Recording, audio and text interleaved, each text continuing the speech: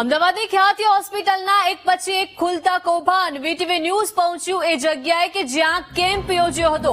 કડીના કણજરી ગામમાં પણ નિઃશુલ્ક કેમ્પ યોજવામાં આવ્યો હતો।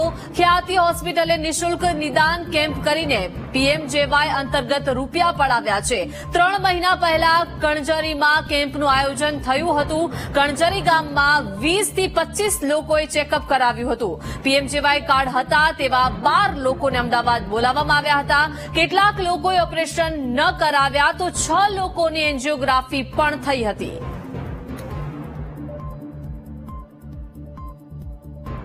તો આપણી સાથે કણજરીથી અપૂર્વ લાઈવ જોડાઈ ગયા છે। અપૂર્વ, અમદાવાદની ખ્યાતિ હોસ્પિટલના એક પછી એક કૌભાંડો ખુલી રહ્યા છે। આપ જે જગ્યાએ છો ત્યાંથી શું વિગતો મળી રહી છે? કેમ કે કડીના કણજરી ગામમાં પણ નિઃશુલ્ક કેમ્પ યોજાયો હતો। કેટલા લોકોએ આ કેમ્પનો લાભ લીધો તો શું સ્થાનિક વિગતો?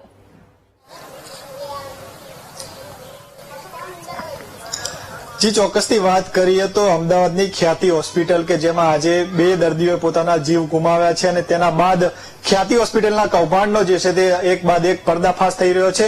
ખ્યાતિ હોસ્પિટલ કડીના 4 જેટલા તાલુકા છે, 4 જેટલા ગામો છે કે જેને ટાર્ગેટ કર્યા હતા, જ્યાં કેમ્પનું આયોજન આ ખ્યાતિ હોસ્પિટલ દ્વારા કરવામાં આવ્યું હતું અને આ પ્રકારનું આયોજન જ કણજરી ગામમાં કરવામાં આવ્યું હતું, જે કડી તાલુકામાં આવેલું છે। હું આપને ગામના પહેલા થોડા દ્રશ્યો બતાવીશ કે આ કણજરી ગામ છે કે જ્યાં 3 મહિના પહેલા ખ્યાતિ હોસ્પિટલ દ્વારા એક કેમ્પનું આયોજન કરવામાં આવ્યું હતું, જેમાં 30 જેટલા ગામના લોકોએ જે છે તે ફ્રી સેવાનો જે છે તે લાભ લીધો હતો અને ત્યારબાદ 15 થી 20 લોકોને જે છે તે વધુ સારવાર માટે એટલે વધુ રિપોર્ટ માટે જે છે તે અમદાવાદ બોલાવવામાં આવ્યા હતા। પરંતુ તે બાદ અમદાવાદમાં તેમના પાસેથી સરકારી જે યોજના છે, પ્રધાનમંત્રી આયુષ્યમાન કાર્ડ યોજના, કે જેના દ્વારા જે છે તે આ લોકો પાસેથી પણ પૈસા પડાવવાનો પ્રયાસ જે છે તે કરવામાં આવ્યો હતો અને તેના જ કારણે 6 જેટલા લોકો જે છે તે ગામમાંથી ત્યાં ગયા હતા અને તેમાંથી 4 જેટલા લોકોએ એન્જિયોગ્રાફી કરી હતી અને તેમના પાસેથી પૈસા પડાવવાનો પ્રયાસ કર્યો હતો। આપણે હું તે શાળાના પણ દ્રશ્યો બતાવવા માંગીશ કે જ્યાં આગળ આ ફ્રી કેમ્પ યોજવામાં આવ્યો હતો। એટલે ચોક્કસથી કહી શકાય કે ખ્યાતિ હોસ્પિટલ જે છે તે એક બાદ એક સરકારી યોજનાના જે લાભાર્થીઓ છે કે તેમના પાસેથી એક બાદ એક કૌભાંડ કરી રહી હતી, જે મધ્યમ વર્ગના લોકો જે છે તેમને છેતરીને તેમના પાસેથી પૈસા પડાવવાના અનેક પ્રયાસો જે છે ખ્યાતિ હોસ્પિટલ પાસેથી કરવામાં આવ્યા હતા। આ કેટલાક ગ્રામજનો છે તેમની સાથે આપણે સીધી વાત કરીશું કે જે લોકો આ કેમ્પની સેવાનો લાભ લીધો હતો અને જે લોકો અમદાવાદ ગયા હતા અને તેમના પાસેથી ખોટી સર્જરી એટલે ખોટી રીતે એન્જિયોગ્રાફી કરીને તેમના પાસેથી પૈસા જે છે તે પડાવવામાં આવે છે। ગામના સરપંચ છે તેમના સાથેથી સમગ્ર વિગત પહેલા જાણીશું કે ક્યારે કેમ્પનું આયોજન કરવામાં આવ્યું, કેટલા લોકોએ કેમ્પનો લાભ લીધો હતો। સરપંચ સાહેબ, ક્યારે કેમ્પ યોજાયો હતો, કેટલા લોકોએ ગામના લોકોએ કેમ્પનો લાભ લીધો હતો અને કઈ રીતે આ હોસ્પિટલ કેમ્પ માટે આયોજન કરવા આવી હતી? આશરે 50 જેવા ગામમાંથી આવેલા અને આગળ તેઓ ખ્યાતિ હોસ્પિટલ વાળાએ જાહેરાત કરેલી કે અમે મફત સારવાર કરીશું અને નિદાન કરી આપીશું, એવું અમારે એક કેમ્પ ગોઠવવો છે।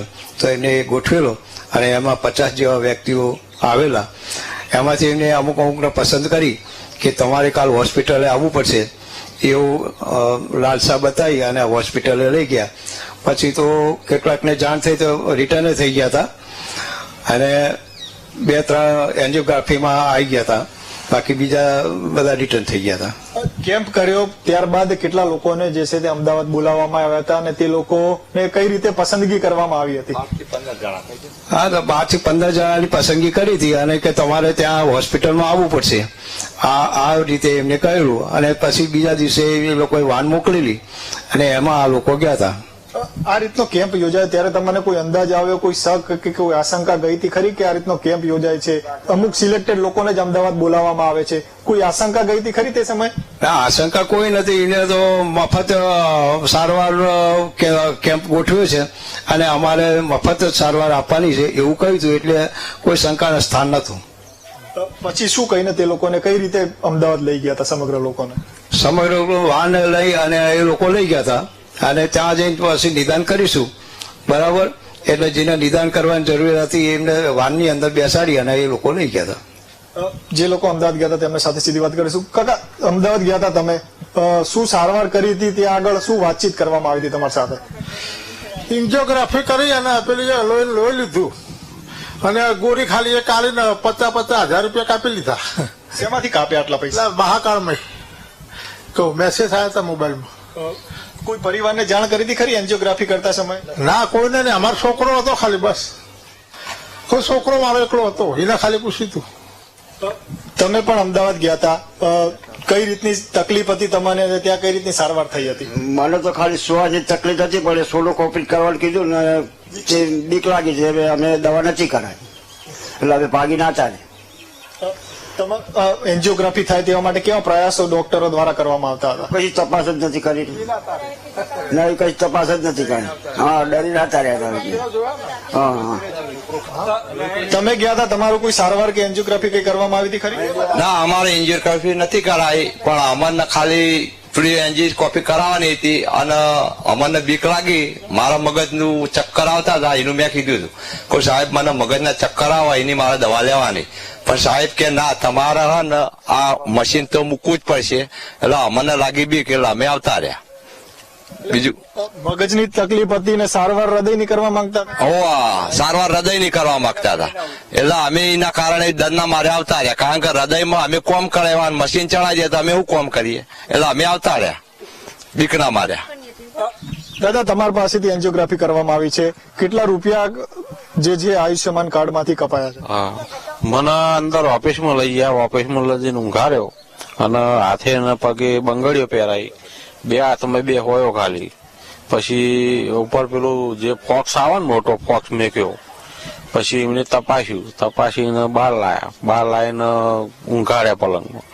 પછી મેં કીધું સાહેબ હોયો ખાલી, પણ મને દવા બવા કે તો હાજે દવા મળે, કે દવા બવા ગોળી બોળી કોઈ આપ્યું નહીં અને સીધા પલંગમાં જઈને ઊંઘાડ્યા. બીજો દાડો થયો, હું કહું સાહેબ ગોળી હોય ના હોય તો તમે તો નિશાળમાં શું કહેતા હતા કે તમારી દવાઈ મળશે મફત ફીમાં, પણ કોઈ આપ્યું નહીં.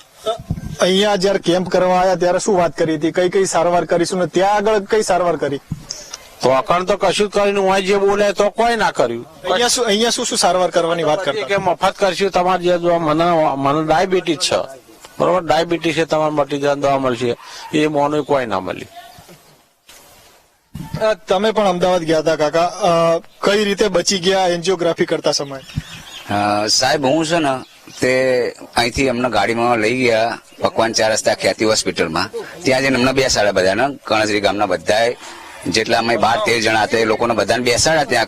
ત્યાં બેસીને એ લોકો એવું કીધું ભાઈ તમારું આધાર કાર્ડ અને તમારું આયુષ્માન કાર્ડ આપો, બરાબર. હવે બે અમે આપી જમા કર્યા, અમારા અંગૂઠી અમને હતી અહીંયા હોયો આપી. પછી અમને એકને એ લોકોએ લઈ જઈ અને એન્જિયોગ્રાફી, એટલે મેં કીધું કે સાહેબ મારે તો પગે દુખો મને સાથીમાં કઈ દુખતું નહીં, તો તમે મને આ શા માટે લઈ જાઓ? એટલે મને કે તમે બેસી જાઓ, બરાબર. એટલે મને આ ભાઈને મને બેને એક આગો રૂમ આપી દીધો કે તમે 2 જણા અહીં બેસી રહો, તમે બોલશો નહીં, કે તમે પાછળથી કરશું. 5 વાગે એટલે મારા જીજાજીનો ફોન આવ્યો, તો મને કે તમે ક્યાં છો? મેં કીધું હું ખ્યાતિ હોસ્પિટલ. કે કેમ આવ્યો? કે જોજો આવું કરાવતા ને. પછી એ જે આ ભાઈ આવ્યો તો અહીંયા ડોક્ટર, એ ભાઈને ફોન કર્યા મારા જીજાજીએ, વાત કરી ભાઈ જો મારા સારણ કઈ થવું ના જોઈએ અને એમને રજા આપી દો. એટલે હું પછી 5-5:30 હું નીકળી ગયો ત્યાંથી. તમે આ રીતની વાત કરી કે ભાઈ મારે કોઈ સારવાર નથી કરાવી, ત્યારે શું કીધું તમને, કેમ અલગ રૂમમાં રાખવામાં આવ્યા? એટલે કે તમે બે હો, તમે જતા રહેશો તો તમારી જોડે બધા હશે ને માણસો બધા નીકળી જશે, એટલા માટે કે તમે મને બેહાડી મૂકવામાં આવ્યો, બરાબર. પછી હું બહાર નીકળવા જતો એટલે એમને ગેટ બંધ કરી દીધો. અમે પેલો ભાઈ બે અમે જોડે હતા, એટલે એ લોકો ગેટ બંધ કરે કે આવડા સાહેબ આવે એટલે તમે જાઓ. પણ એવું કહેતા ભાઈ સાહેબ હું તો એમનાથી જબરજસ્તી મારે કરાવું જ નહીં ભાઈ. પછી હું નીકળી ગયો. શું કહેશો, આ રીતનું કૌભાંડ જે છે તે આ હોસ્પિટલ દ્વારા કરવામાં આવી રહ્યું છે?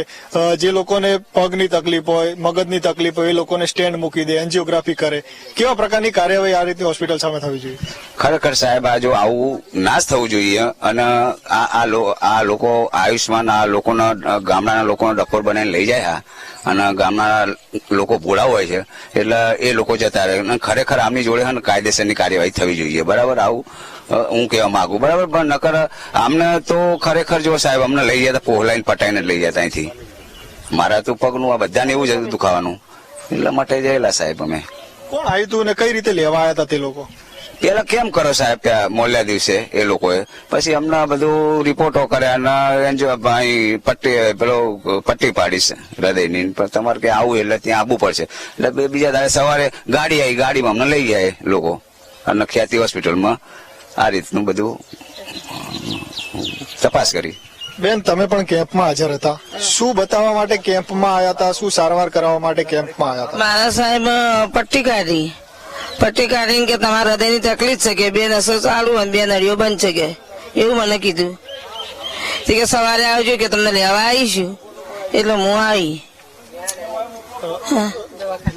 શું પટ્ટી હતી, શું કાઢવાનો કે પ્રયાસ? હૃદયની તકલીફ છે કે હૃદયની. પછી અમદાવાદ લઈ જઈને શું કર્યું? કશું નહીં આવ્યો કે હોય ગાડી હોય ગાડી 2 હોય ગાડી 2 થઈ. બીજું કશું કઈ ગોળી નહીં આલી.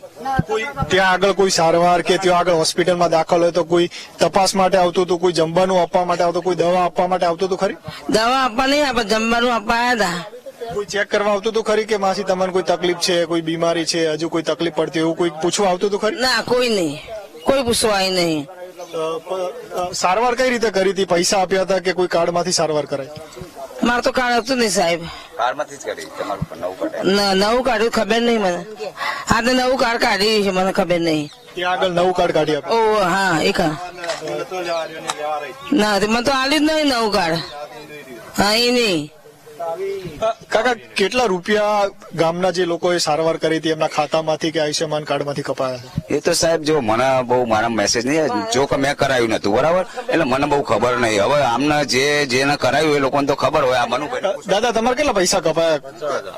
50,000 શેમાંથી કપાયા? આયુષ્માન કાર્ડમાંથી. તો ચોક્કસથી આયુષ્યમાન કાર્ડમાંથી આ લોકોના પૈસા કાપીને ખોટી રીતે જે છે તે એન્જિયોગ્રાફી કરવામાં આવી છે. એટલે ચોક્કસથી કહી શકાય કે મોટો પર્દાફાશ જે છે તે ખ્યાતિ હોસ્પિટલના જે 2 મોત થયા તે બાદ અત્યારે થઈ રહ્યો છે. વીટીવીની ટીમ અહીંયા ગ્રાઉન્ડ ઝીરો રિપોર્ટિંગ કરી રહી છે અને જે ગ્રામજનો કેમ્પમાં હાજર હતા અને જે લોકો અમદાવાદ ગયા હતા તેમની પાસેથી વિગતો માંડીને તે લોકો કહી રહ્યા છે કે તેમને કોઈને પગની તકલીફ હતી તો કોઈને મગજની તકલીફ હતી, પરંતુ ખ્યાતિ હોસ્પિટલ દ્વારા ક્યાંક ને ક્યાંક એન્જિયોગ્રાફી થાય તે માટેનો પ્રયાસ કરવામાં આવતો હતો. તે લોકોને સ્ટેન્ડ મૂકવામાં આવે તે માટેનો પ્રયાસ કરવામાં આવતો. એટલે ચોક્કસથી કહી શકાય કે સરકારની જે યોજના છે પ્રધાનમંત્રી આયુષ્યમાન કાર્ડ યોજના, તે યોજના હેઠળ કૌભાંડ કરીને તે લોકો આ જે ભોળાભાળા ગ્રામજનો છે તેમને પાસેથી પૈસા માટે પડાવવાનો અહીંયા ચોક્કસથી પ્રયાસ કરવામાં આવી રહ્યો હતો. જી આભાર અપૂર્વ જોડાયા તે બદલ.